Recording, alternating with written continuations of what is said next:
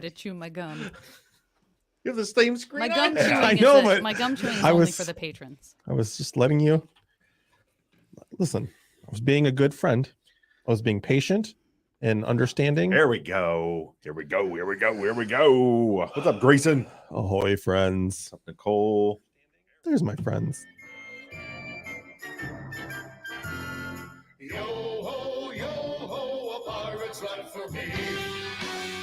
Oh, You're not Zach. This is how we dance with our That's arms. not how I do it. We do it with our arms. I only do this. that's good too.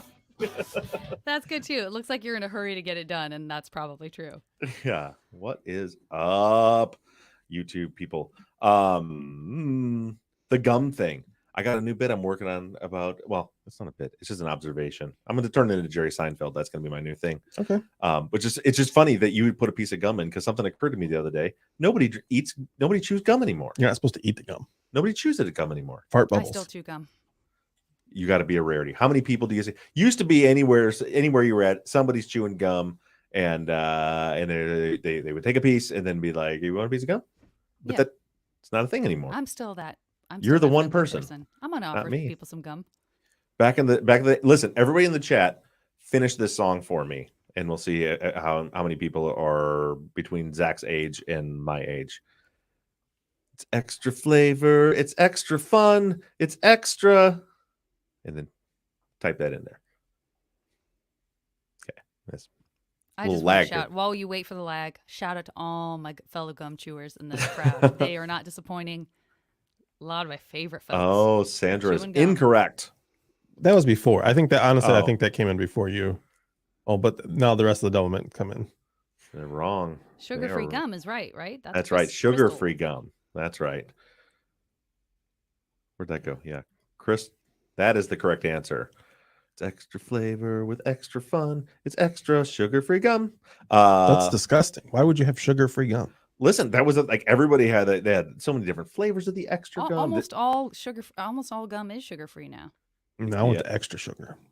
I just want double sugar. mint. Listen, all of you saying double mint. This is like Mandela effect. Double mint was it wasn't made by Extra. Double mint was its own thing. It was a green package. Right. Very different. Stephanie, that is not nice, and you're also correct. I really like this one in particular. Teresa says extra bad singing. That's not nice, Teresa. Yeah, I don't know why it was. I don't even remember how it came up. But something I thought about it the other day, and I was looking. And I think when we were at the winery too, I was like, look, I'm like, nobody chews gum. Used to be everybody chewed gum. Now nobody chews gum. You're cutting off the top of your head, JV. You should. Oh my God! I just realized that when you said that the comments were, no, who cares about the top of my head? Now I have the ice pack on there. I'm trying desperately to cool it off. You can't. On the top of your head? It's a laptop, right? Is the ice pack on the top of your head? laptop back a little bit. I did. I now understand that not only do the comments show up for you two in StreamYard, that they show up for me, so I don't have to look at my phone.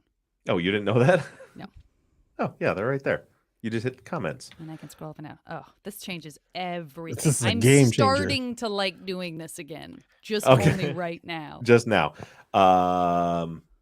I don't like that our heads are all at different levels, and if Janet's not going to go down, we're going to have to go up, Zach. We're going to have to do this. Thank you. Yeah. Bless you. This is where they go to my okay. Ooh, Perfect. Can we do this? Perfect. that's really something. We're one of Juicy my fruit. Yeah. Oh, yeah. one of my Zebra gum, Fabletics very short on shirts. flavor, Goonie. Very short on flavor. Fatletics? What does it say? Fatletics? That's not very nice. It's one of the $4,000 worth of athletic gear that we got. Send that one back. Yeah. Listen, I hear if you You are meaner than a snake tonight. listen. If you just get on the phone, and talk to them about it, they'll either compensate you or they'll return and give you a new shirt. You just have to get on the phone. It's really easy. Patrons will have to watch on Friday to get that full story. I'm seeing a lot of branding. Over there today. I don't know what you're talking about. Yeah. Let's Dang. go to yeti.com/truth. Hashtag not a sponsor. I wish they were a sponsor. How nice would that be? It would be Right. nice. Yeah, anyway, I don't know where I'm going with it, but it was just an I own, observation. you know that what? I people think I don't chew own gum. one Yeti product, and I think you bought it for me. That could be. I don't One? own many. Yeah, I have a Oh my God. little Yeti cup, a little one. Oh yeah, yeah. Before we went to Mexico, Hmm. I have a problem. You have lots of them. We have 1, 2, 3, 4 5 Yeti coolers. Oh, that's your problem. I thought we were talking about other things. I have a lot of problems. And then I have my big Yeti coffee cup, my smaller Yeti coffee cup, and then I had another big one, but I changed to the one with the handle on it. But I drink out of the same one every day. Becky has 400 Yeti coffee cup but we don't know where they are because she takes them places and loses them all the time. Got it. But now apparently all the rage is the Stanley cups. She ordered. Too confusing. She just today ordered. Yeah, because of the hockey thing, or yeah. So Stanley, they're the thermos people, right? Like the old green thermoses are Stanley thermoses, and now they make insulated cups like Yeti, and they're like all of a sudden for some reason, whatever, probably TikTok, they're like the popular thing, and everybody. And now Becky had to have a Stanley cup, which just got delivered today. She's super excited about it. She's no longer a Yeti person. Courtney says Stanley's leak out of the straw hole. Well, the Isn't that what they're supposed to do? Don't have a straw hole. Yeah, isn't that where the? I like well, the how else are idea you supposed to of get the drink yelling out? at your Stanley. Shut your straw hole. Yeah, but is there any chance that Viola could do that? Who, me? Oh, shut your straw hole. I don't like to make enemies. I already wish I wouldn't have said that. Poor Good old Stanley.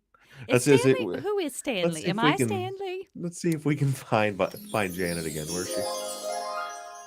Oh, there she is. Janet's back. Hey, it's me, guys. What happened? They fit in car cup holders. So do you. Listen, that's what my wife said. She needs a Stanley because it fits in a car cup holder. Guess what? The Yetis, I have a 32-ounce Yeti coffee cup, and at the bottom, it gets small, and it fits right into a car cup holder. Was not necessary. And they're expensive. They're like $70. Ridiculous. That's very expensive. That's very expensive. It's more expensive than Yeti, Oh, as a matter of fact. This is oof. riveting. Yeah, what do you want to talk about? I don't know. Not this. We should Riveting probably is talk the about the word I'm case. looking We for. should probably talk about the Yeah, case. that I think this is a moment in which I have been happy to stall in that this one was very hard for so many of us. Mm-hmm.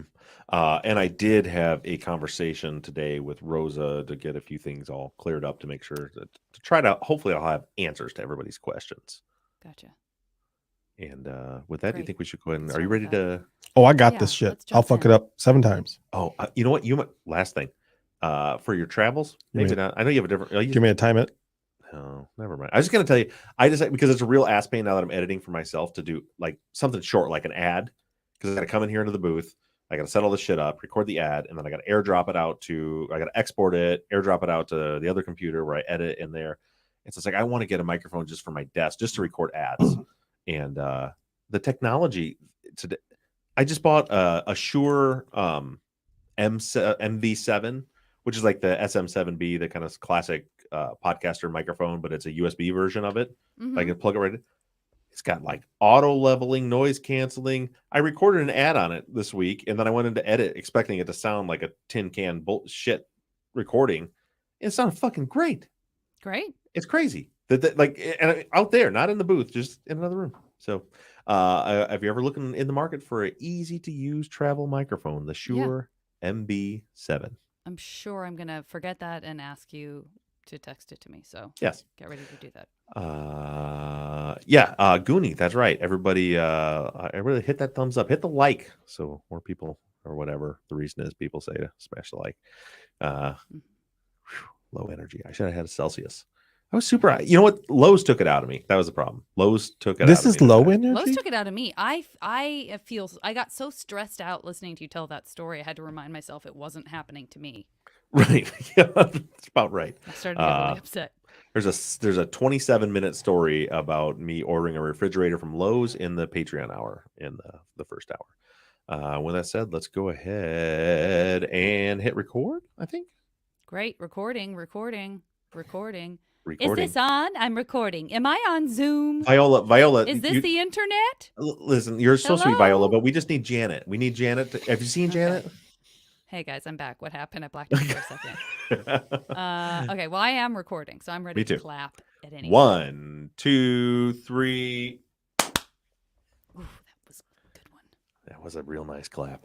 And we'll get a little room tone. And we're good. Am I pointing at Zach? Mm-hmm. Okay, good. Let's do this. Zach, take it away. Ahoy, friends. Thank you for tuning in to Truth and Justice. You are listening to the July 28th Friday follow-up, and we found ourselves in familiar territory, Harris County, Texas, for the tragic disappearance of Kay-Alana Turner. This week we heard from Kay-Alana's mother, Rosa, about the handling of Kay-Alana's case. It's raised a lot of emotions, as well as questions and concerns. I'm Zach Weaver, and I'm joined by the usual suspects, Bob and Janet. How you guys doing? Good. I don't like that. No. Good. Don't like it. Nope. Nope. All right, here we go. I'm joined by the usual suspects, Bob and Janet. How you doing, my friends? Nope, don't like that either. Here's the thing. Listen, you there has to be some transition between me and you. Let me tell you, this is how it's going to go. You're going to say, I'm joined by Bob and Janet. And then I'll just come in and start talking. I'm joined by Bob and Janet. You know, I don't care for that either, but Here we go. One more time. No. And today I'm joined by Bob and Janet. Yeah, I'll use one of those. I liked mine if you guys would have just said how you're doing so we could have like a conversation like adults. Also, you know what that reminded me of? My clicker's not in here.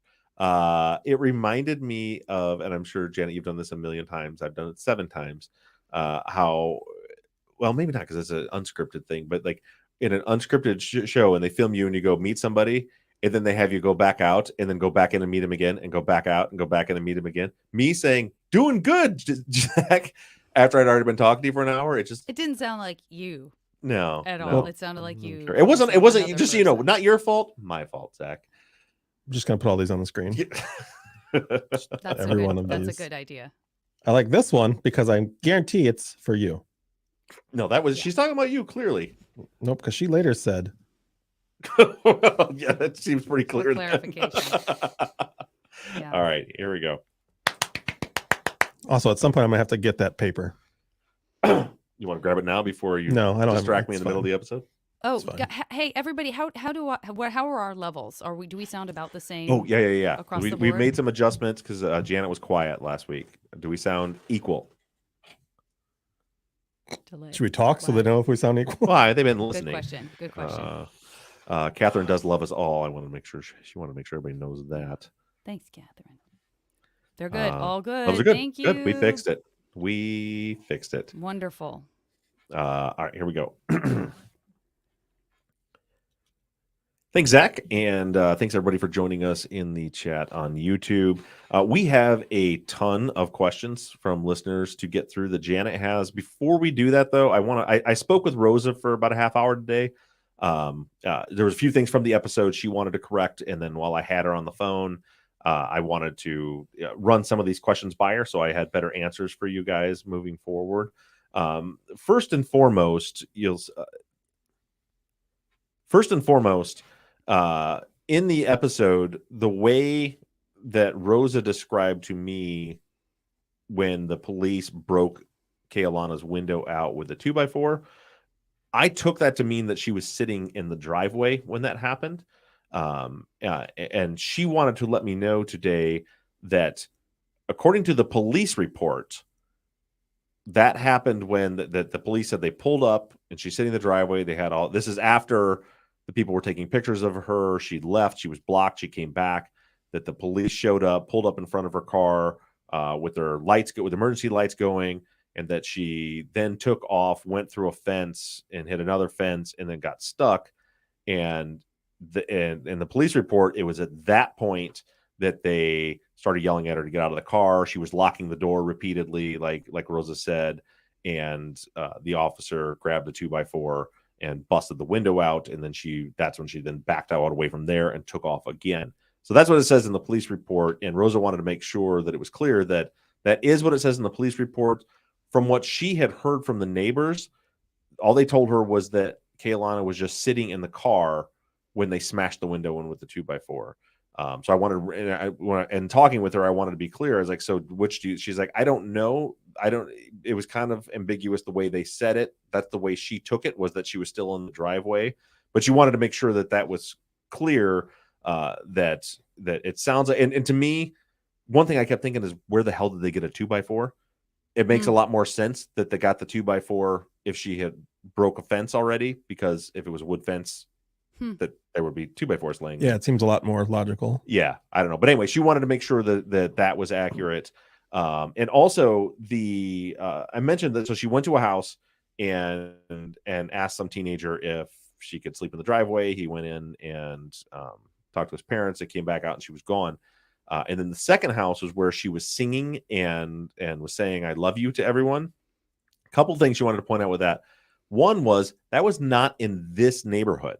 She was it was in a different neighborhood, just not too far away. She called it the Bower Landing neighborhood. But that happened obviously prior to this in another neighborhood. And also, she wasn't in her car. She got out of the car and then went up and was jiggling the handle, trying to open the door. And then she was singing and saying, "I love you guys. I love everybody." Rosa and her family believe that what was going on there was maybe that Kay-Alana thought that she was in Austin. She thought she was at her friend's house.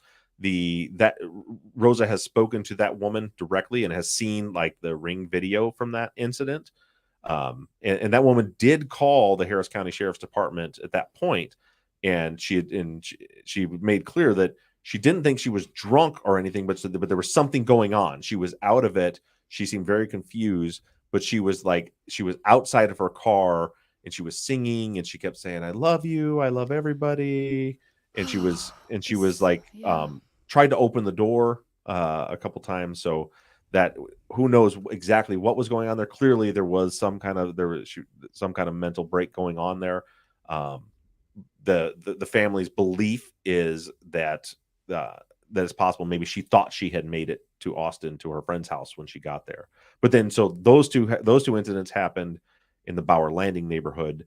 She left that neighborhood and then she ended up back in this Country Hills neighborhood. And then of course, she was parked at the Airbnb, and then they asked her to move. Then she moved over to the driveway where this whole incident occurred. So she wanted me to make sure that was clear. Also, I'd asked her about a constable being there. And she said that most of her information, the police have not been very forthcoming at all with her, with anything.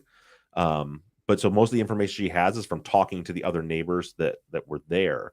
And a few of them said that there was a constable there, but she actually said she called the constable's office and they don't have record of anybody being out there. So then she thinks maybe there happens to be like a constable that lives in the neighborhood. So the person that was there was not in their official capacity, but was a constable. But she's wanted to clear up that when I mentioned that there may have been a constable there, that's what she was told, was that exactly that there may have been a constable. She'd been told that one of the first people that were knocking on the window and taking pictures of her and stuff before she tried to leave was a constable. But that sounds like it was definitely not in an official capacity.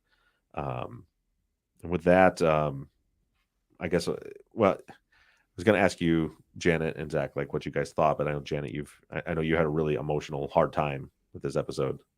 Oh, it's heartbreaking. I mean, every story of a person lost to their family and not yet found is heartbreaking. But you warned us that this was going to be a difficult one. And I know from the Facebook posts that many people had the reaction I did, which was, it was extraordinarily upsetting. And, it's really stayed with me, that's our job. So it's rightfully so, but I have not stopped thinking about it since the episode aired. And I think I've been trying to bring a little levity into my world. And obviously we do a pre-show and we have a laugh, but it just sits really heavy with me. And I think that's true of every listener that I've, read comments from and seen questions from. It's heartbreaking. And I hope that there's some resolution sooner than later.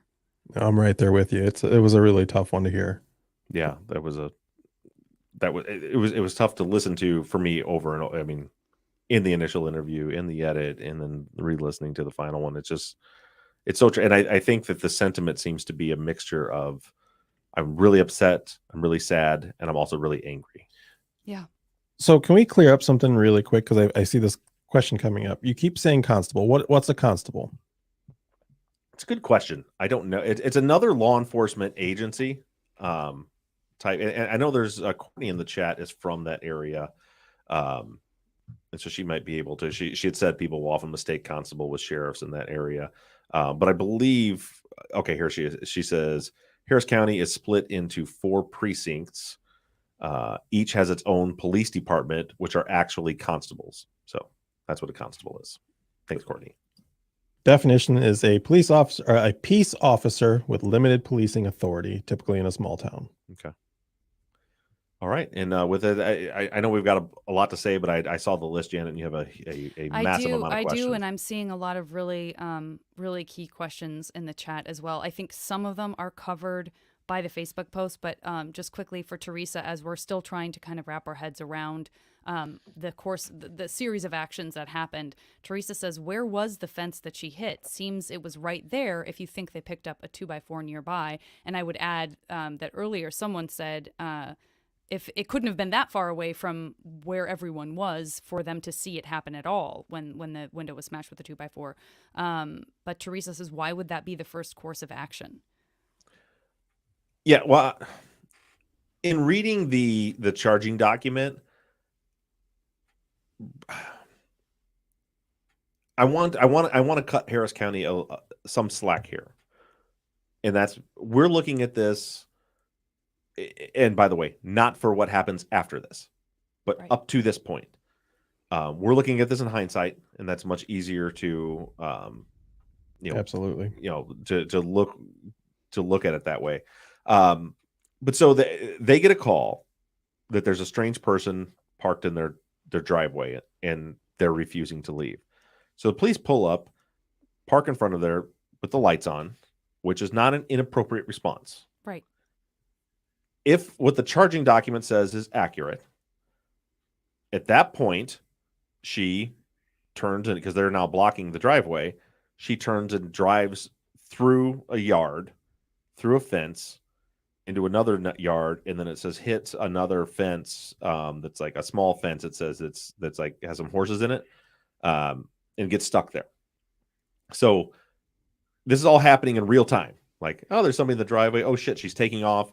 She's driving through fences. Yes. This is now dangerous. Yes. They don't know why she's running. They run up to her, and now they're saying, "You need to stop the car. You need to get out of the car right now." I don't have any problem with any of that. Right. Even the breaking the window is very difficult to say. I don't have a problem with it, but I'm trying to put myself in the mindset that they don't know who this is. Right. They don't know why they're running. They don't know what they're going to do next. So she's in there and she is, it says that, she's frantically locking the door, and they're telling her to get out. She's locking the door. And so they grab the 2x4 and smash the window in on top. You would hope they would have broke one that wasn't the one that's right on top of her.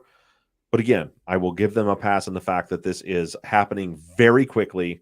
And it went from just a routine disturbing the peace to now there's possibly a dangerous situation. So if everything in the charging document is accurate, I can't say I fault them for that at that point. And of course, we'll get into in a few minutes where I do fault them. And I don't know if they knew that she had attempted to leave. That's the part that makes me the most angry about this, was that she was being accused of, the police were called because she refused to leave, but then the people in the neighborhood blocked her in so they couldn't leave because they wanted the police to catch her. They didn't want her to get away, which is such an oxymoron because all they wanted her supposedly to do was to get away. Yeah, there are some echoes of some other cases where neighborhood folks have gotten sort of caught up in the frenzy of things, and none of the incidents that this calls up for me are good. No. In terms of behavior of other folks. But I know, I believe that Rosa said that there were neighbors who were, like, no one's saying she has a weapon. No one's saying, we just don't know what's going on. Right. You know, that there were people who were kind of trying to mitigate. But thank you for pulling that up, Zach, because that is something that's come up. Kathy mentioned it, and then somebody else mentioned it a moment ago, that this idea of the unlocking or locking of the doors, like, why would that be happening repeatedly rather than just locking the doors? Yeah, and so and Kathy had said, like, who was locking them? No one was unlocking them. It was she was in a panic from what the police reports say, and the neighbors had told Rosa was that, they're yelling at her to get out of the car, and she just keeps repeatedly hitting lock, lock, lock. No one was unlocking the door, but she was like in a complete panic at that point and just kept pushing lock over and over and over again. Right. Okay. Someone also asked, just in terms of context, wondering if they could have seen that her lips were blue and if they could have been reacting to trying to access her, also in part because they thought it could have been a medical emergency. I don't get that impression, but No, nobody thought it was a medical emergency. Everybody thought that she's just some kind of delinquent or whatever, and it seems like in that neighborhood, they don't take too kindly to strangers being there. I don't think anybody had any sympathy for her at the beginning of this incident whatsoever. I don't think anybody was concerned about a medical issue. I think the assumption was that she must be high or drunk, and then the police allegedly told the people from the neighborhood that she was, homeless, drug addict, and has warrants, and that's why she was fleeing. And it turns out they were just assuming that was the case because they couldn't figure out why she would be fleeing if there was, Right. If that wasn't the case. which is, I mean, I think that's something that it makes the story hard in its own way because, nobody's, including Rosa, is saying that we should throw away people who are homeless or who are drug addicts. It's not Right. about that. I think it's my sense of it, and what's so hard and so frustrating and so infuriating about it is that it's already devastating that this is happening at all. And then when you layer on top of it, being made to feel like you're crazy because you're trying to promote the truth about the person that this is happening to, and feeling like you're not only being not believed by law enforcement, but being actively fought against for your own convictions. It's a nightmare. I mean, that is a living nightmare. Yeah. Even if, which I think you were getting at, even if she was a homeless drug addict. She's a fucking person.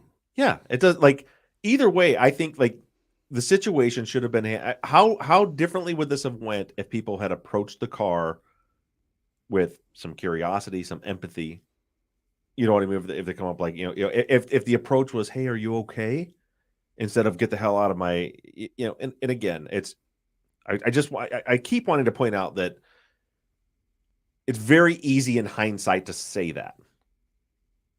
I would like to hope that people could be more kind. Certainly, there's no excuse for blocking her in when you wanted her to go. That all of it, but also I just want to at least acknowledge that I can understand why maybe somebody was scared and jumped to conclusions. But it doesn't change the fact that it was all handled incorrectly, and it shouldn't matter if she was a drug addict, if she was homeless. She still should have been treated with some empathy. Well, that's how I feel is regardless of what happened, the handling after it happened is where it is a disgrace, an absolute disgrace, because you cannot, that is someone's daughter. Their mother is there in front of you, and you don't care that this person is now missing. You're only telling them that she's a homeless drug addict. You do not care that even if this person is a homeless drug addict, there is a mother frantically trying to find this person. Exactly. And that what infuriates me, and I don't want to get too far because I know we got a lot of questions coming up, but what infuriates me is, okay, you made some assumptions. They're not crazy assumptions to make, right? So girl's parked in the driveway, she takes off, she's blowing through fences, she's fleeing. She must have warrants, she must have drugs. Those are, I could see why, what I'm saying, I could see why someone might make that assumption. But then her parents get there. They explain to her, no, she has medical conditions. She's having some mental issues right now. She's not a drug addict. You can look up her record and see that she's never even had a speeding ticket in her entire life. Like, at that point is when they should have said, okay, maybe we got some, maybe this situation is not what we thought it was, rather than digging their heels in and saying, nope, she's a fugitive. Right. many people are asking about, I believe it was on the Facebook page for Kay-Alana, that the Texas Rangers are involved. Do you know more about that? Yeah.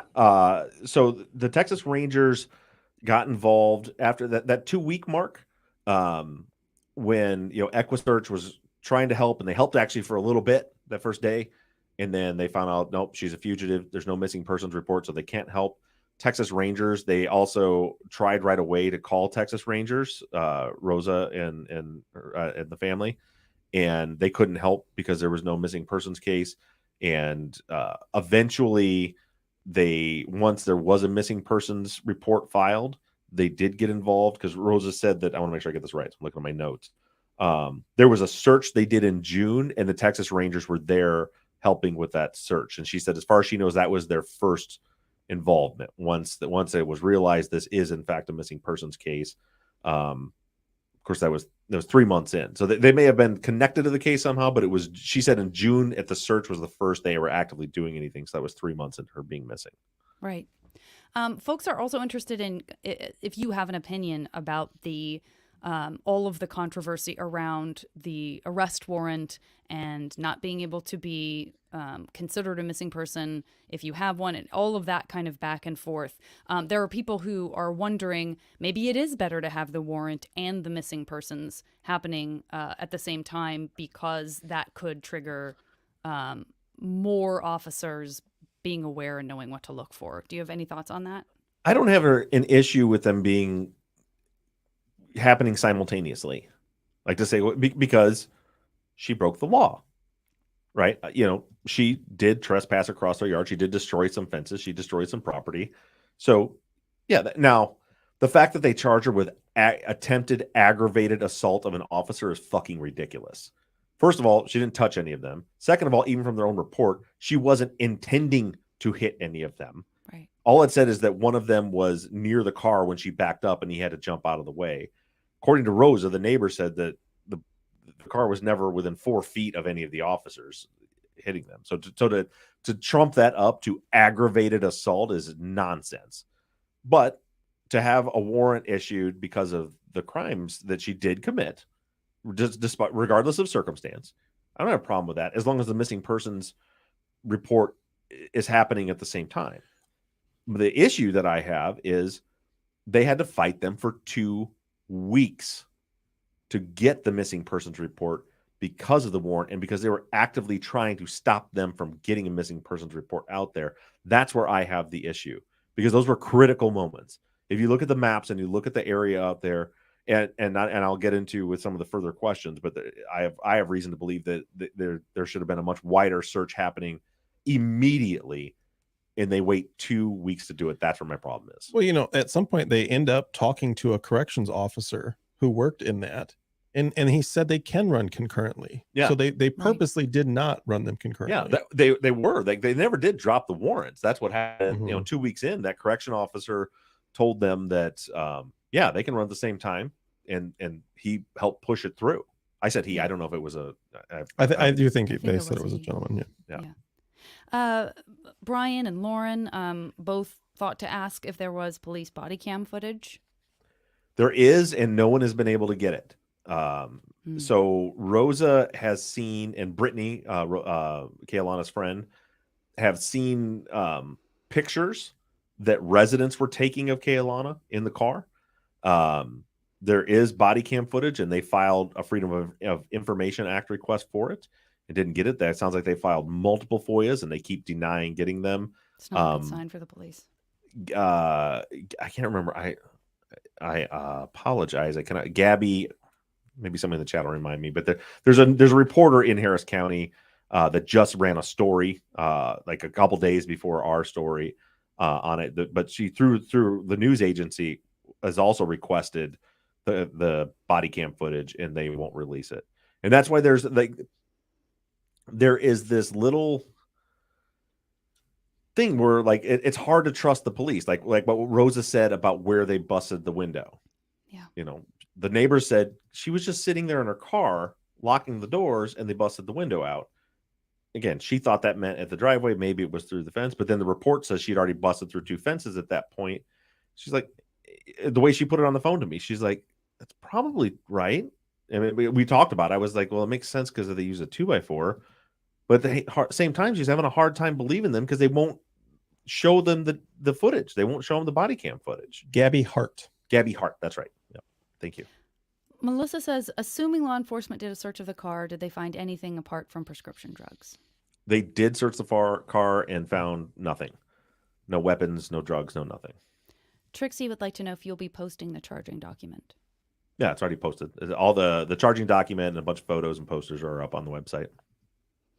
Kristen says, have there been other missing young women in this area? I haven't seen any. I saw that question and I tried to do a search for missing and tomball and everything. I hadn't seen anything from a very short kind of Google search for me. So as far as I know, there's none. Okay. Bridget had a question about just kind of making sure that all local law enforcement jurisdictions are communicating with each other and kind of staying updated on what's going on. It sounds like it. So the incident began in Harris County. That creek that Kay-Alana crossed after the car got stuck, that other side of that creek is Montgomery County. They were made aware of it, but not for, I believe, weeks later. And that's another frustrating thing. Like, whatever search they did for her, rather than notifying the county that they were in, they did it themselves, and maybe Montgomery County might have handled it differently. Right. But I believe, we've got Texas Rangers, we've got Montgomery County, we've got Harris County. So I believe everybody is at least communicating now. And now she's actually listed in Harris County's top 20 fugitives right now, the Crime Stoppers reward.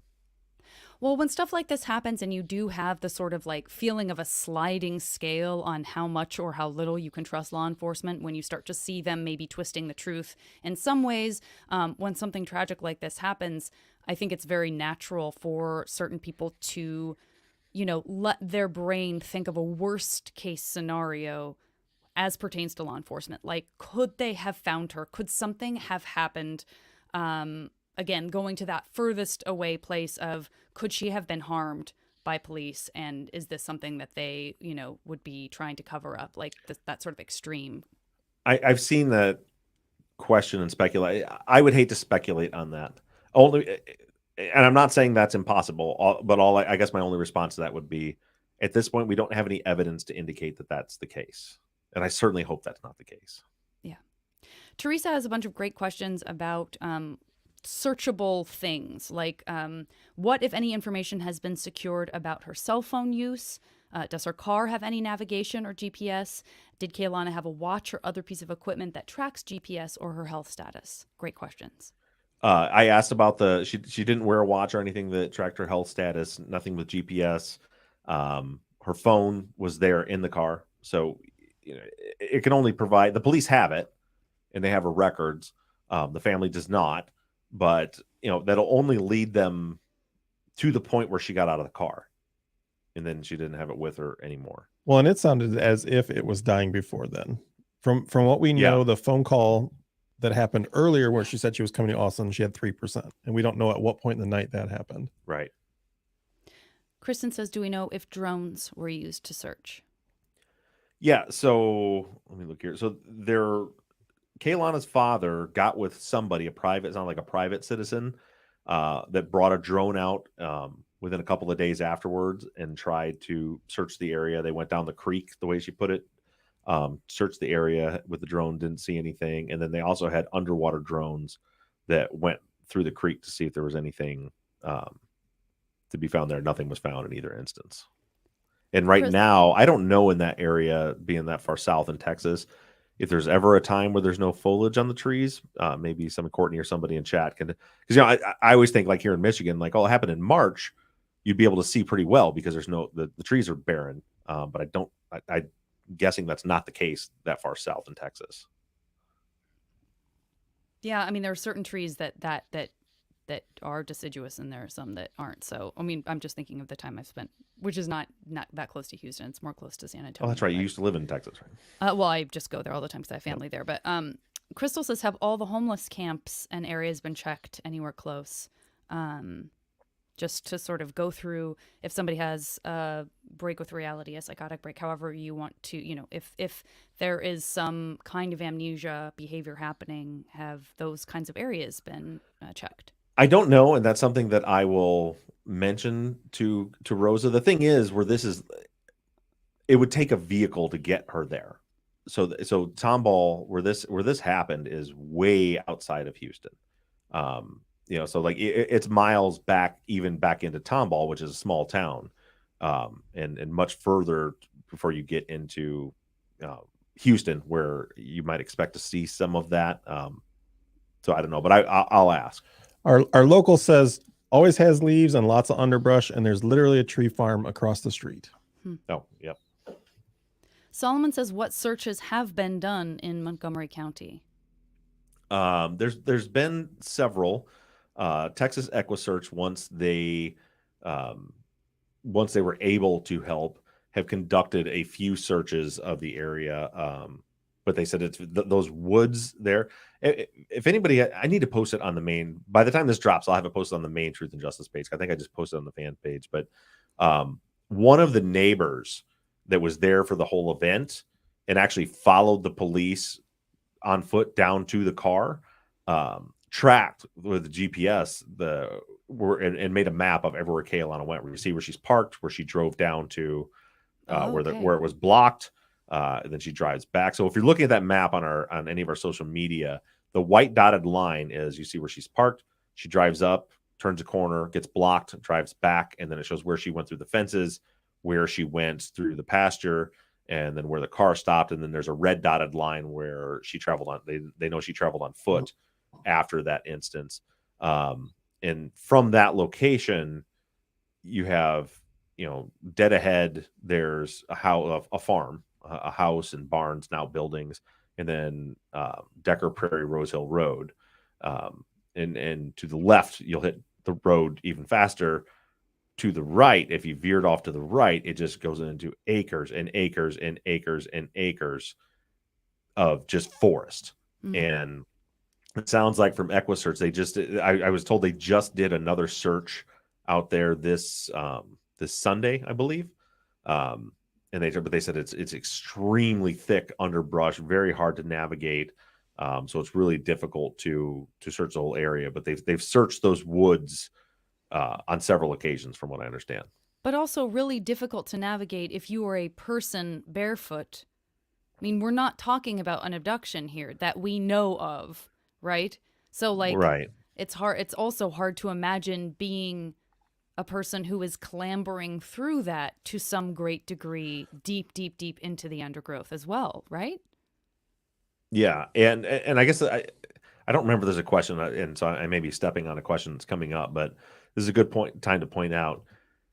So that morning, once the police found her car, and they brought in a dog to trail her scent.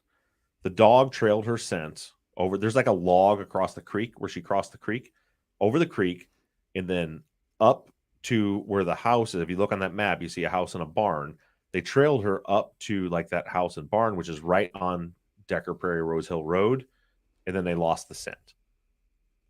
And then a few days, the next day, Texas EquiSearch came. Before they were told they couldn't because there was no missing persons report, they ran a dog, and their dog tracked to the same place up towards that house. And the reason I point that out is now that I have a better understanding of the map, of the location, and where both dogs tracked her to, if those dogs were on her track and got it right, I think there is a distinct possibility that someone picked her up. Because it's so I was at first relieved to see, because my fear was if she veered off to the right and went into those woods, finding her alive at this point, as sad as this is to say, is probably pretty highly unlikely. I mean, it's been obviously months. She's not equipped to live out there for months, much less days. And as you said, traversing that barefoot in the thick brambles and everything, it just seems extremely unlikely. But it looks like she went the other way. And somebody asked in the chat if the house was searched. Yeah, that was, you call it, Rosa talked about it a little bit, that the police directed her because they had trailed her up to there to that address. and Rosa and her husband went to that address, and the landowner let them go in and search all their buildings and look for her and look around the property, and they didn't find anything. It sounds like those people have been more than cooperative in helping and allowing them to search their premises, but they just haven't found anything. To me, it seems like as if this was a recovery effort, if she was in the woods, it seems like she wouldn't be that hard to find, based on the fact that she had a bright pink dress on. That is visually foreign from what is in the woods. Yeah. I mean, your eye is going to be attracted to that pretty quickly, I feel like. Yeah, I think so too. And also I just think of what Janet said. I wish I could go out there and there's, it's not the same thing, but I've spent a lot of time tracking animals in the woods. Mm-hmm. And there's a lot of it has to do with visual, and then a lot of it has to do with feel. There's times where you're just, you don't have any sign, and so you can kind of get down, kind of crouch down and look and put yourself in the mind. And you'd be shocked how often this works, where you put yourself in the mindset, okay, this is what I see. Where am I going to go? Where's the path of least resistance? Would I go this direction? And you could kind of, I think you could kind of narrow down what direction of travel you would go into those woods, and then how far into the woods would you continue going. Now, she was almost certainly having some kind of a mental break, so it's hard to like think logically, but if you think instinctually, where someone might go and what they might do, it would, like Zach said, it just seems like I don't think she would get very far, and I think that she would stick out. And I personally am very much leaning towards, I think that she got picked up. I don't think she would go, if the dogs were right, I don't think she would go across that field to the barn, to the house, right there to the road, and then turn around and run into the woods. Mm-hmm. It just doesn't make sense to me. It would make more sense to me if she would flag down a car and get a ride. And Teresa also asked if there were any Ring or Google Home Camera, if there was home camera footage. And then I saw that Candy did reply. It sounds like on the Facebook page that there was discussion of, yes, there is some private footage, and maybe the family has seen something. But they have. So the house where she was singing, those people have, and I believe the first place she went as well, but for sure the house where she was singing and saying, "I love everybody" and all that, they have Ring video of that, and they have shown that to Rosa and the family. So that does exist, and they have seen it, but it hasn't been released publicly. And Christy says, have landowners in that area given access for a search, or are they reluctant due to the initial narrative? I believe so, because the property, those woods it's private property.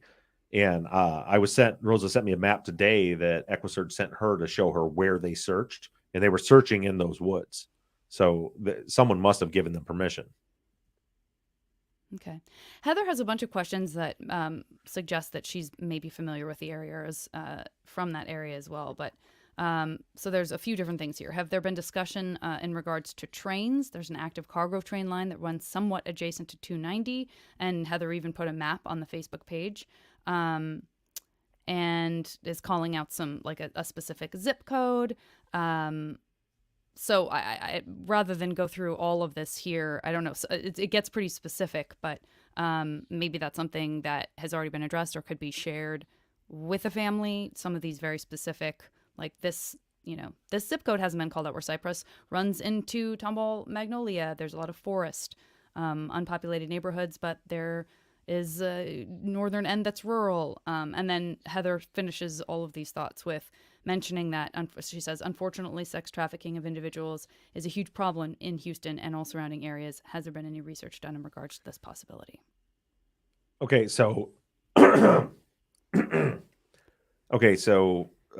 first of all, she's talking about some zip codes and some areas. I would encourage all of you to go to the Texas EquiSearch Facebook page, and they on Monday evening of this week put out a video with Rosa's father, who's asking for help, and he's listing areas where they're asking people to search their outbuildings, to search the woods, and he's giving zip codes So I would go find that video on the Texas EquiSearch Facebook page of Mr. Calhoun giving all of that information. As far as the trains, I'll run that by him. I don't know. I'm not familiar enough with the area, and I didn't see the post to see where the train line is, and if it's an area where a train might be stopped, like if there's a station or something where someone could hop onto a car or something.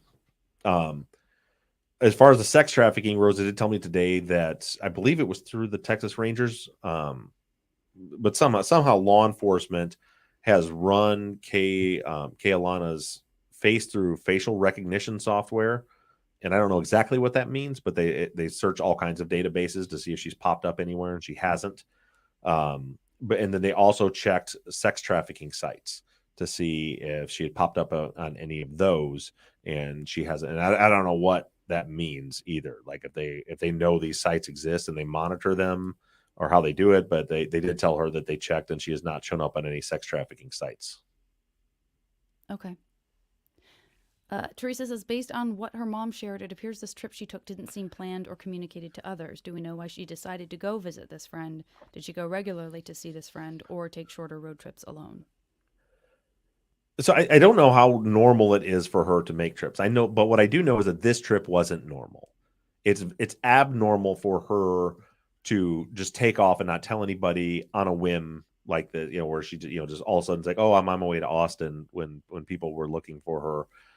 It seems clear that something was going on with her that night, and this trip was abnormal. I don't know if it's a normal thing for her to go visit these people in Austin, but everything about this trip is abnormal.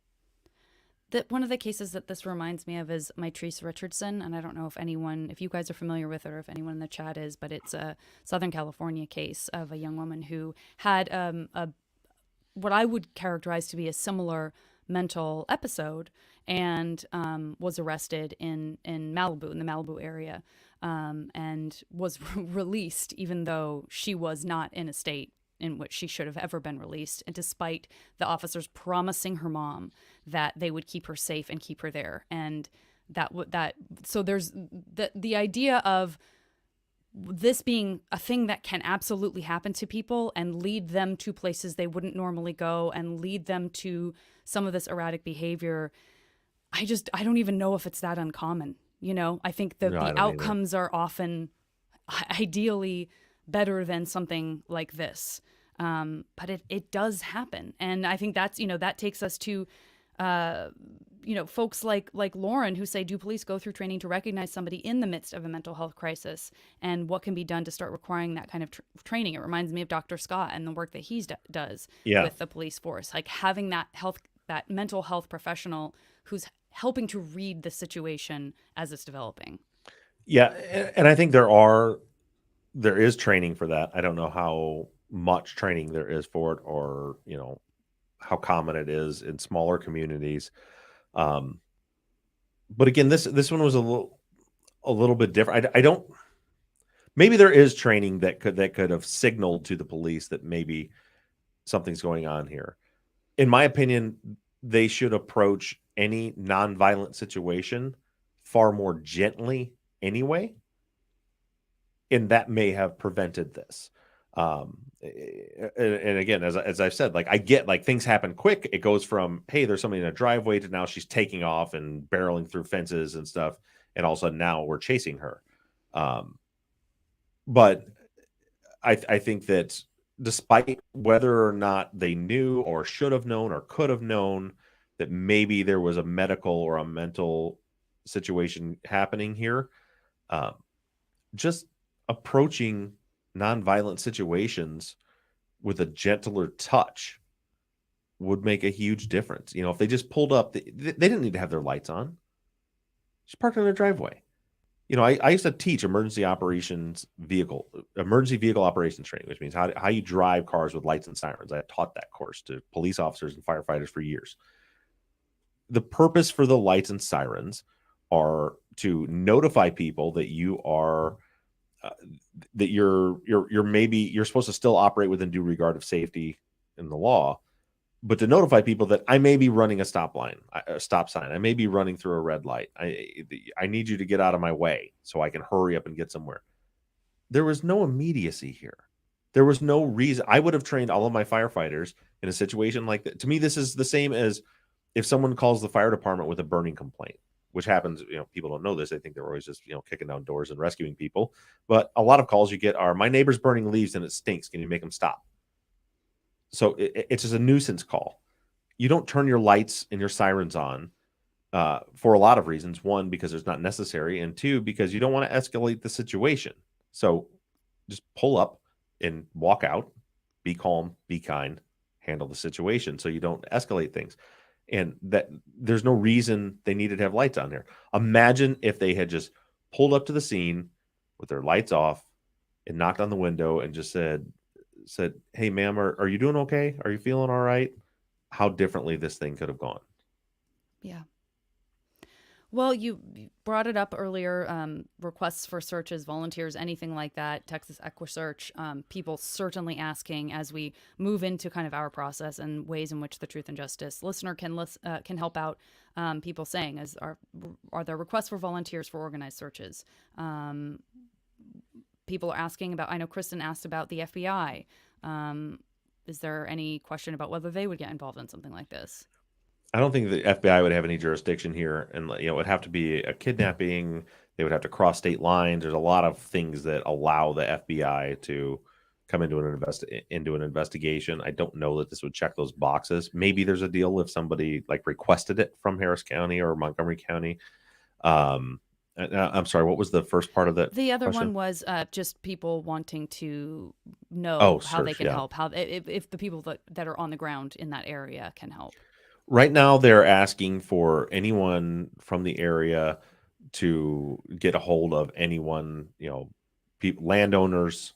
Social media is a powerful tool here to ask people, go out, check your outbuildings, check the landowners, and then I would ask that anyone it doesn't even have to be in Harris County or even in Texas. I truly think that she probably got picked up by somebody.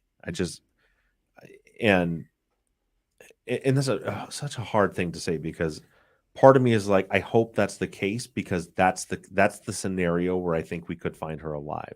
It's also the scenario that could lead to a lot of other ugly things that I don't even want to think about. But posting her flyer, posting her story, posting the episode of our podcast for people to listen to this story. And that's one thing that's very important to Rosa and Kay-Alana's family. One is for people to understand what really happened here. So that's part of it. But also to have people on high alert looking for her. Go through our website and look at all the pictures of Kay-Alana and post the posters. As far as searches go, so far, they have not asked for organized searches. So EquiSearch, we dealt with last week, Illinois EquiSearch, or it was the Ohio EquiSearch that came to Josh Amos's search party last week.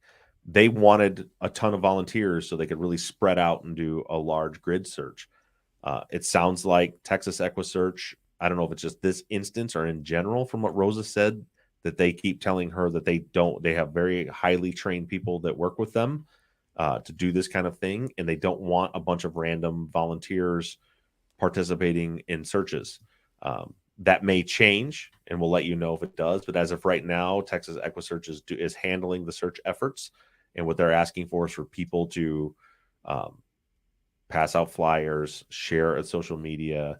If you know anybody in any of those zip codes, any of those areas that were mentioned in that video on the Texas EquiSearch page with Kay-Alana's father, share that information and try to get local people looking. Kristen mentioned the idea of a billboard, maybe near the highway where she was suspected of heading.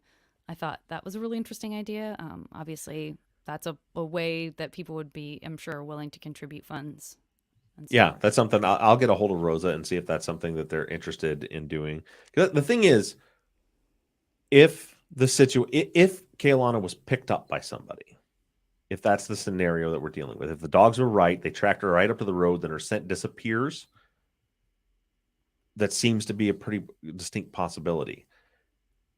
I don't think if that person had, harming her in mind, I don't think that person is going to be like, oh, well, they're looking for her. Well, here she is 4 months later. Right. But what I think is very possible is that if that's the case, that person knows someone, their spouse, their friends, their family, either know that they have somebody with them, or know that they were acting strange, or know that they were in that area around that time that night, that it may trigger in someone. So please, particularly in Texas, but anywhere around the United States, share this, and let's see if we can get some information from somewhere, because the local searches don't seem to be turning anything up. Right. Well, I even saw a comment from someone who said, I don't live very far away from this, and Truth and Justice is the first place I heard about it. So Yeah. even that, if there was a billboard, maybe someone did see something. Maybe someone saw something at a gas station. Maybe someone saw a girl in a car and didn't know that it meant anything. Yeah. You know In what a I pink mean? dress. Remember, Exactly. pink dress, barefoot, pink dress. Exactly. Crystal's also wondering if we can do anything to help apply any pressure or enthusiasm toward local media to, again, help get the word out that way. And likewise, any additional involvement from non-Harris police in terms of how they're communicating this search and all of that. I would love to see thousands of you gently, kindly, and respectfully try to, tag news outlets. I think is a better. You can try law enforcement. Tread lightly. They don't seem to give a shit when people are pushing the fact that Harris County hasn't put her out as a missing persons. Somebody had mentioned that like the Tomball Police Department has a Facebook page where they will put out like missing persons cases. Maybe tag them, ask them. But again, don't come at them being a jerk.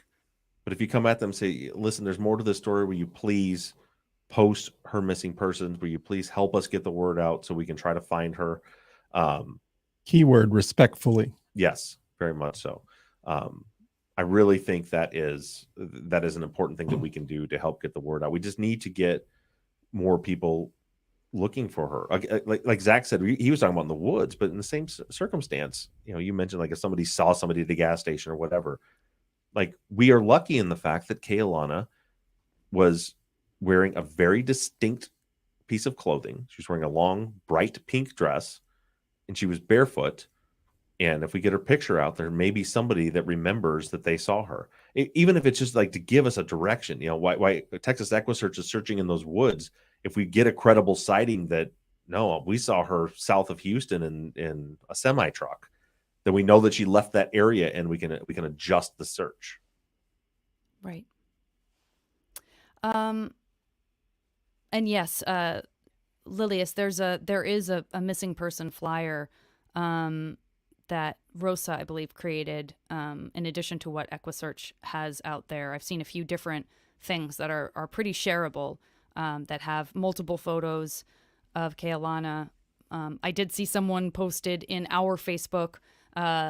They were talking about the Harris County missing persons post and pointed out the picture that they chose of Kay-Alana, and it almost felt like sort of felt like a joke. Like they picked it, you really see it like, oh, you've picked a photo that sort of helps support your rendering of what happened. You sort of picked a photo where she maybe looks like she's fake angry or being a little, saucy. Or it's like, it's a great photo, but like she's frowning. And it just, I really had I shared that moment with that Facebook post, that poster going, wow, okay. Really feels like you're still selling you're really painting this however you want to. The photo on the Crime Stoppers post is a post where she has braces and short hair. Kay-Alana has been out of braces for 4 years. But I mean, that's like, and I asked Rosa today, I'm like, where did they get that picture? And she thought maybe it's her driver's license picture. She doesn't like, we don't know. She doesn't know where they got that picture. But yeah, she's like smiling, big smile, with a mouthful of braces. That's useless. If people think they're looking for this girl with short hair with braces, that's not who they're looking for. Strange. Yeah. And to answer your question, if you go to our website, truthandjusticepod.com, click on Case Docs, Season 13, Texas, you'll find her folder. It's full of pictures of Kay-Alana and missing persons posters that you can grab and share. Okay. Joel mentions being, so far away from Texas, being in Minnesota, wondering if it'd be helpful to share information about Josh, about Kay-Alana, and future cases with his local police department, state patrol, or other Minnesota agencies. Just wondering if, that would be helpful in spreading the word, even though folks are further away from some of these disappearance locations. It certainly can't hurt. Yeah, and I would hope that again, if you're respectfully, if you contact your local law enforcement and say, "Hey, there's this case. I know it's far away, but we really, they could really be anywhere, and who knows what they'll do with that information, but it can't hurt." Yeah. Okay, I think that's all we have. Everything has kind of been addressed in one form or another somewhere in the conversation, and a lot of really great engagement from listeners this week for this very difficult case. Yes, thanks everybody for all. I know this is new, and it's a new format, and every case every week is going to be different. But you guys have come through. I can see on the number, like everybody's still listening. Either everybody's still listening, or the people that stopped got replaced by other people listening. But that means a lot to when we're doing something very different and we're trying to do it for the right reasons and to help people. It means the world to me and Janet and Zach that you guys are showing up and actively helping. And I really want to see us, really take to social media on this one and spread the word far and wide and see, there was, I really, until today, I really had in my mind that Kay-Alana was probably in those woods somewhere. Felt very defeated. And after speaking to Rosa today and realizing that 2 different tracking dogs tracked her out near that road, I have a very different viewpoint on it now, and I really think there's a chance that she could be out there somewhere, not where anyone's looking, somewhere else. And one other thing that I saw, I don't remember if it was in this post or in the follow-up thread or somebody just posted, but a couple of people were asking, they were a little confused about. I said that her footprint stopped when she crossed the creek and what the area looked like. I think I described pretty well what the area looked like, how if you go forward, there's a house a ways up there, and the left is the road, to the right is the woods. The footprints were where her car was stuck in the mud. There's that creek, and there was a log across the creek. In the mud on the other side of the creek, they found a couple of her footprints there, her bare footprints in the mud. So that's how they knew that she had crossed over to the other side, was because of that footprint on the other side. Right. And with that said, thank you everybody again from the bottom of our hearts for all of your support. It means the world to us. I know it means the world to Rosa. She's such a sweet woman, and she's just doing everything she can to try to find her daughter and to change the narrative about her daughter to the truth. And it meant a lot to me that she reached out and wanted to make sure those couple things I addressed at the beginning of the episode. She told me, because she said she gets nasty online emails and threads and people, and she's like, I just want to make the truth be out there. And she was very almost apologetic to me, because I know you're trying, but I want to make sure it's accurate. So she made that effort. So that, and remember, we're still looking for Josh Amos in Illinois. So let's not, if you're in that area, let's not lose sight of that. We've got another case coming up here in 2 days on Sunday. A little different. I feel like this one's, I just finished editing that interview. It's not as much of a tearjerker, or give you a little bit of an emotional break, but equally as perplexing of a case, and another family that needs our help. So that'll be coming up on Sunday. And with that, we will let you all go. Thank you for tuning in. Thanks for listening. Make sure you tune in on Sunday. We love you guys. Thanks, everybody. Bye, guys. All right, we can hit stop on our recording. We can chat with the YouTube folks for a couple of minutes after. I just gotta do a little bit of business out there. Can I ask you a question really, really quick? Yeah. Did you say that was the Ohio Equisearch? Yeah. Okay. Yeah, and that was accurate. That's fine. I literally wrote it down though, because I was like, that didn't seem right. But... yeah, I don't know why, but I guess the Equisearch from like Cleveland or somewhere in Ohio said they would come over and help.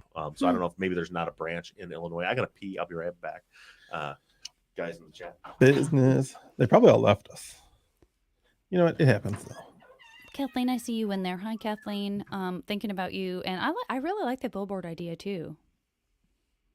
I'd be happy to pony up for Yeah, I like the billboard idea. Something as well. like that.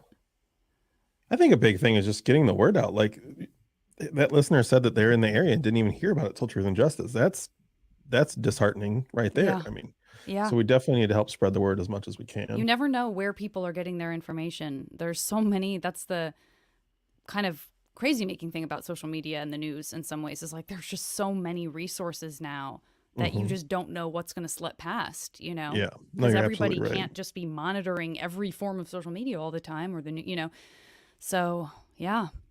I have such a hard time with it. Like this case is, regardless of the narrative, you know, I mean, the police created a narrative and I tend not to believe it, but regardless of the narrative, it's someone's daughter. I mean, they're looking for this person. Yeah, It's that's just disgusting to me. And it doesn't matter if it's Kay-Alana or if it's Josh or anybody coming up. These are people. These are people's children. These are husbands, fathers, mothers. You know, I mean, Yes, absolutely.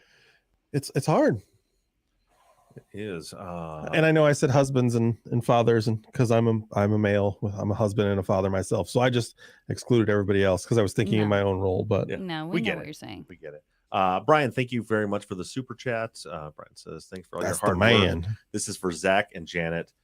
Seeing Bob left. Seeing that Bob left. Boom. But Brian, I was back by the time it came through. So that's Janet, my that's super who I've chat. been watching your show with. Brian. I'm going, You're watching Platonic with Brian? I've been going to Brian's house to watch Platonic. Oh, that's right. You told me. Have either of you guys started watching Hijack? No. No, I haven't started it yet. While we were sitting here, I got a notice that there is a new episode of Hijack, and I will be watching. I think this What did I happened. watch? That must be when they notify, because this happened exactly the same time last week. Yeah, I have been watching Rainn Wilson's new show called Geography of Bliss. Have you seen it?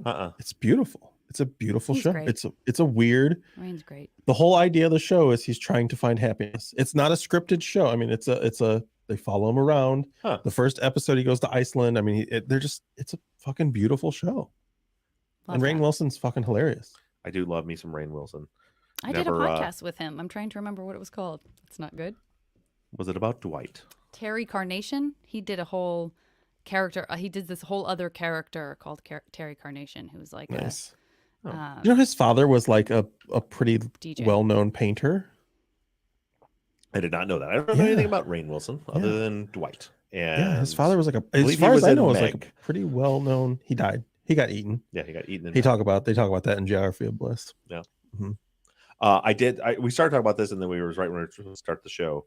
I did. While Becky was out of town last week, I watched Survivor, and Janet. I was texting Janet, and she got me right in the Hold ego. on, you were texting both of us, but I woke up to 31 text messages from you guys. I just want that to That's be. how it works. I should know better. So, by the way, That's how it works. also patrons, I'm real sorry about you having to listen to an ad for Z-Biotics last week.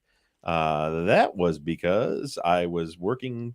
Since Becky wasn't here, I'm like, you know what sounds like a lot of fun? What if I work till midnight and get the episode published tonight on Wednesday? And then I published the wrong file. So sorry about that. But at least you didn't get the 4 ads that everybody else got. Here comes some more super chats. Okay, I'll get to Susan in just a second. Thanks, Susan.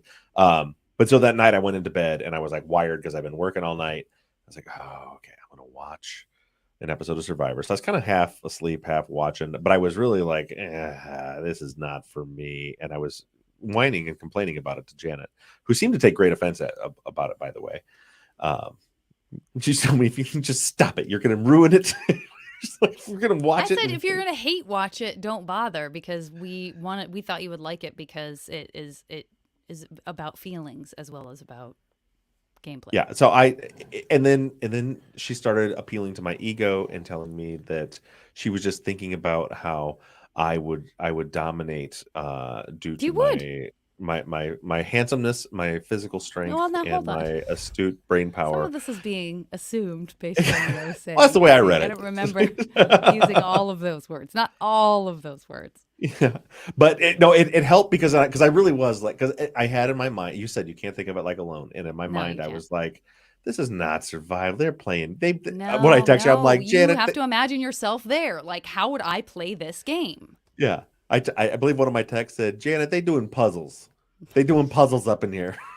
Like, this is not Yeah, for I was me. doing a lot of eye rolling. I kind of hurt Yeah, my eyes. They were doing rolling so puzzles, much during Janet. that text thread. Yeah. They're doing puzzles, Janet. Yep. But then I then started thinking about that To way. which Janet replies, "I already regret this." Yeah, I immediately regretted it. Don't forget about these super chats. Oh yeah. So anyway, I did watch that episode and got halfway through the next one. I started watching it as how would I manipulate these people, and I have enjoyed it. I don't get much time to watch TV, so I watch more, but I'm gonna watch more of it. Susan You're with gonna get the roped super in. chat. Thank you so much. Susan said, I was late. Did anyone talk about the possibility that Kay-Alana could have been suffering serotonin syndrome? I don't know what that is, Susan. We didn't get Serotonin? Susan, we didn't really dig into any sort of like diagnoses or really talk too deeply about Kay-Alana's psychological state other than, sort of a general, like she was in crisis or that there had been, a sort of disassociation or something happening. So and I don't know. Zach's looking up that right now. In the meantime, we have Valerie. Thank you so much for the super chat. Says, can't wait to watch Hijack 2 and just wanted to donate and say hi. You guys are great. And can you please say my name as the Spanish version? Caballero. Caballero. Caballero. Caballero. Is that right? You got to roll your L's. But Valerie, Wait, it's no, you true don't. that I don't know how to say Valerie. Valerie? I mean, unless it's like Valerie like Caballero? Valeria Caballero. Valeria? No, it wouldn't be Valeria, right? We have a Valeria, so that's why we're Right. asking. But I don't know. I don't speak English real well. Valerie We Caballero. could do this for hours. Right. Yeah. Please don't. Please don't. I looked up serotonin syndrome, and it's too long to read, so you guys are just gonna have to look it up yourselves. Okay. It's season 42, Lauren. Then we have a super chat here from Terry G. He says we really need to get this story to local news stations. The exclamation point in the middle threw me off. Yeah, I agree too. And that Gabby, say her name again. Gabby Park, was that right? Hart. Gabby Hart. She is local and she did do a couple stories, but it's shocking to me that the local police departments aren't putting out the flyer on social media saying, search for this person. I would like you to read that super chat again. Which one? We really need to get this story to local news stations. Thank you, Terry. Super chat from Mary. Bob should apply for Survivor. I agree. That's all we need. There was a point in our text thread where you said something about $1 million, and I said, "Wait, they win $1 million? I didn't know they won any money." And then my eyes rolled so far back into my head, Brandon had to slap me on the back of the head to get. But I like back down this again. idea better. Come on. Bob and Zach on Amazing Race. What about me? Yeah, it's a two-person show. Go? It's a two-person show. We can make it. We can make it a dynamic trio. Great. Make it a nice throuple. When Zach gets sick of Bob and decides to tap out, I'll swoop in, and we'll have to do a quick. It'll be like a relay race. Listen, it's gonna be. You're gonna watch us fight on live TV. Yeah. But yeah, I would. I don't know how to apply for that, but I don't know. I feel like as you said it, I was like, oh yeah, I could twist and manipulate that and play this. But I also have this thing where I always like to be having lots of fun, like when we were mini golfing last week. I like to be having lots of fun. And so I'm like loud and obnoxious and sarcastic. And I pretend like I'm very competitive, even though I'm not. I don't give a shit who wins at mini golf, but I'll act like, oh, you suck. And so I end up, anytime I play a game, everyone wants me to lose because I'm being such a dick while we're playing the game. He pretends to not care while caring, except for he checked the scores in the headlights of a truck because he didn't trust the scores. Well, I just wanted to make sure. Jennifer Hill, thank you very much for the super chat. This is for my cat Angelina, who passed away Monday. Oh, I'm so sorry, Jennifer.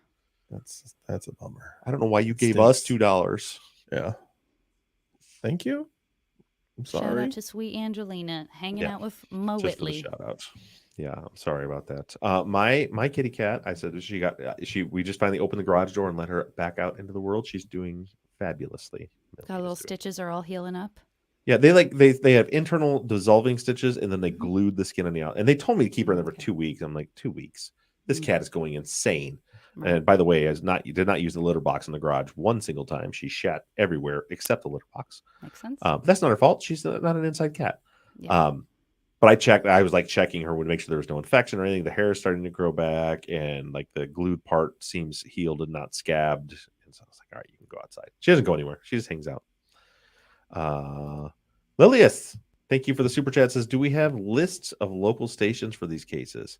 My life is emoji these days, so I'm emoji is my excuse for not knowing things. Thank you. I haven't put out a list of local stations, but I bet somebody in the Facebook group that's from the area, somebody like Courtney that was from there, could probably post some of that stuff. That would be great. Valerie, is it just like Valerie, like we've been saying, like the more American pronunciation? I see Valerie. Oh, is that up here? Valerie says it's just simple, Valerie. It's very plain Va. Unless it's like Valerie. But Valerie. It's Valerie. Cavallaro. Okay, and Schaefer with the super chat. My sister's making me watch a chef competition show, and I'm listening with one AirPod. We'll catch up Friday. Until then, we'll watch a better show based on your Rex. I'm telling you, Schaefer, Hijack. I'm actually about to dip to go watch Hijack right now because now Platonic's over. That was my Tuesday thing. Apple's weird because they say for Platonic and for Hijack, new episodes Wednesdays, and then they put the episodes out on Tuesday. Weird. Oh man, we still got a bunch of super chats here. I better buzz through these real quick. Thank you guys all for the super chats. The serotonin syndrome, this is from Susan again with another super chat, is explained simply with a comment I made on a couple threads about the interaction of Ritalin and Zoloft. Search and ye shall find. I think I saw those, Susan. So on the fan page, yeah, it sounds like those are, if I remember correctly, essentially those are not a good combination of drugs. Like one was a stimulant and one's the opposite, something like that.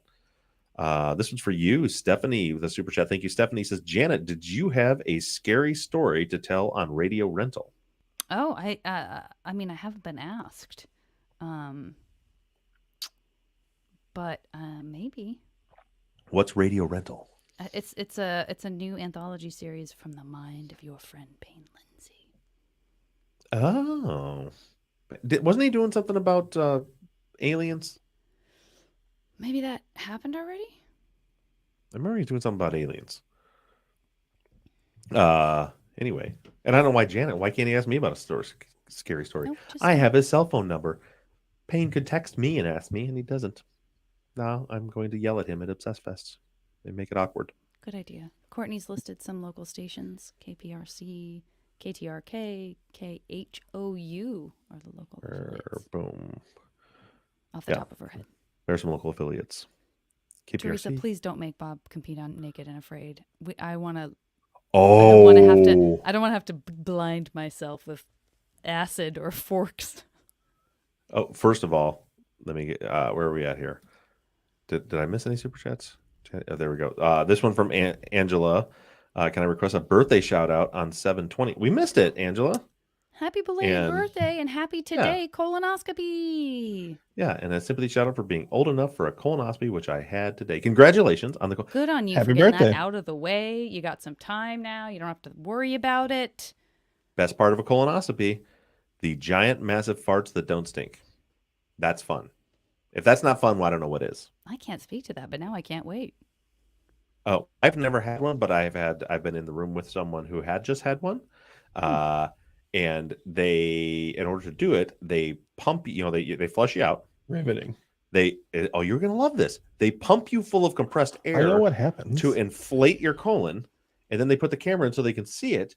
And then when you're done, all that air has to come out. And as the doctor assured my friend, don't worry, let it out. It won't stink. It's not your air. It's our air. And they are, and I'm sure Angela knows just what I'm talking about. Yeah. So happy belated birthday. Congratulations on the colonoscopy. And I hope you really had a good time with those non-stinky big tubes. And then Jenny with a thank you, Jenny. That's very generous. Generous donation. My goodness. Janet, you already went to the spirit world as Cora, so who needs Amazing Race? Jenny, thanks for trying to put salve on the wound of me not being asked to compete on the Amazing Race with Bob and Zach. That was me. It wasn't me. Bitter. It was him. Who asked about me being? Listen, Naked and Afraid. I would 100% do that show. I used to watch that religiously. And not even about the naked part. Personally, I'm not super comfortable being walking around naked, but they blur everything out. But like that's a real Survivor show, and the psychological element because they pair you up with some person, and then you have to get along with that person for 20. Have you ever watched it? No, but I have a lot know of somebody friends that who was love on it that got medevaced off of it. Oh yeah, I remember you telling me that. Mhm. Yeah. Janet, if you like Survivor, listen. I think we can all come together between Alone and Survivor, and we can settle in a common ground of Naked and Afraid. Because the concept is now they've got like the XL versions and stuff like that, but the concept of Naked and Afraid is they take usually a man and a woman and they put them in this horrible place and they each get like 2 items or something to survive on, and they drop them off, make them take off all their clothes, and then they go and they meet for the first time. And in order to win the money, they have to stay there and survive for 21 days, and it's true um like Alone type survival shit. Like they gotta like make fire and do all that stuff, and they're naked, but they have to live together and work together. So they fight and bicker and do it. Oh, So the radio rental podcast thing that we were talking about is not Payne Lindsay. It's Rainn Wilson's show. It's both. It's the Terry Carnation. Oh, okay. Is it both? Yeah, it's Rainn Payne, I and guess Payne are Payne doing it created together? it. Payne created it, and it's on his network. And Rainn plays the same character that he played on his other podcast, Dark Air, which is the improvised podcast that I did with Rainn. so What a Rainn Wilson mess. and we're Payne Lindsay are Putting all these buddies. things together. I guess so. Or Payne just loved Dark Air, and when they decided not to Maybe do it's another Payne season Wilson. of Dark Air, Payne was like, I want Terry Carnation to do something else. That's 2 people I know that know Rainn Wilson, and There you somehow go. I've never met him. I could treat him like I treat my good buddy Idris Elba. There you go. I'll be watching. We got to wrap these up here pretty quick. I'll hit the super chats. Danielle says, "Thank you very much, Danielle. Want to give you weekly support and missed last week. It's family time, so I have to pop out again. Keep up the awesome work. Thank you, Danielle. And I owe you a message about the stuff we talked about when you were here. Danielle, I'll Okay. see you Saturday. Oh. She'll be here Saturday. Nope. This Saturday? Yeah, this Saturday. I don't know. This But we'll Saturday. talk. Danielle will be here. We'll talk, and we are caught up on super chats. 'Cause So everybody before any needs more to come know in, that. we will close this thing out. Thank you guys for all of your participation and everything from the podcast to the important serious live stream to the fun live stream we do afterwards. Thank you for the super chats, all of that. You guys are the best. Yeah. We love you. The 89 of you that are hanging out right now, you're our favorites. You are That's our right. favorite 89 Especially you. listeners. That's the one right there. That one. Right there. Right there. All right. So I'm going to wait. Did I figure this out last time? I don't know if you did. I think I did. I think I clicked. Bye YouTube. Thank you. Bye, everybody.